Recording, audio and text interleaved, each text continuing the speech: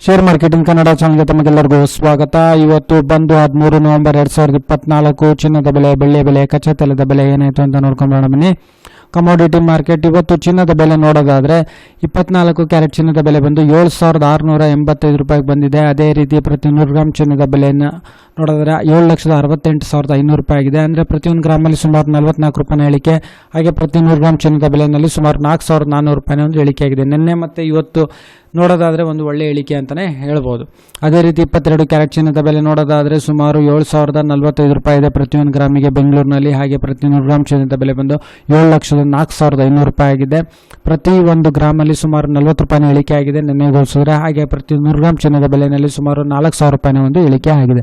ಹಾಗೆ 18 ಕ್ಯಾರೆಟ್ ಚಿನ್ನದ ಬೆಲೆ ನೋಡೋದಾದರೆ ಪ್ರತಿ 1 ಗ್ರಾಮ್ ಬಂದು ಬೆಂಗಳೂರಿನಲ್ಲಿ 5,764 ರೂಪಾಯಿ. ಹಾಗೆ ಪ್ರತಿ 100 ಗ್ರಾಮ್ ಚಿನ್ನದ ಬೆಲೆ ಬಂದು 5,76,400 ರೂಪಾಯಿ ಆಗಿದೆ.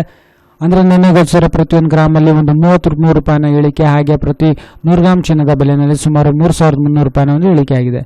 ಹಾಗೆ ಬೆಳ್ಳಿಯ ಬೆಲೆ ನೋಡಿದರೆ ಇದರಲ್ಲಿ ಯಾವುದೇ ರೀತಿ ಬದಲಾವಣೆ ಇಲ್ಲ. ಪ್ರತಿ ಗ್ರಾಮ್ ಬೆಳ್ಳಿಯ ಬೆಲೆ ಬಂದು ಬೆಂಗಳೂರಿನಲ್ಲಿ 91 ರೂಪಾಯಿ. ಹಾಗೆ ಪ್ರತಿ ಕೆಜಿ ಬೆಳ್ಳಿಯ ಬೆಲೆ ಬಂದು 91,000 ರೂಪಾಯಿ ಇದೆ. ಪೆಟ್ರೋಲ್ ಮತ್ತು ಡೀಸೆಲ್ ಬೆಲೆಯಲ್ಲಿ ಬದಲಾವಣೆ ಆಗಿದೆ. ನಿನ್ನೆ ಹೋಲಿಸಿದ್ರೆ ಇವತ್ತು ಸುಮಾರು 103 ರೂಪಾಯಿ ಆಗಿದೆ ಪೆಟ್ರೋಲ್ ಬೆಲೆ ಬೆಂಗಳೂರು ಅರ್ಬನ್ನಲ್ಲಿ. ಹಾಗೆ ಡೀಸೆಲ್ ಬೆಲೆ ಬಂದು ಪ್ರತಿ ಲೀಟರ್ಗೆ 89 ರೂಪಾಯಿ ಆಗಿದೆ.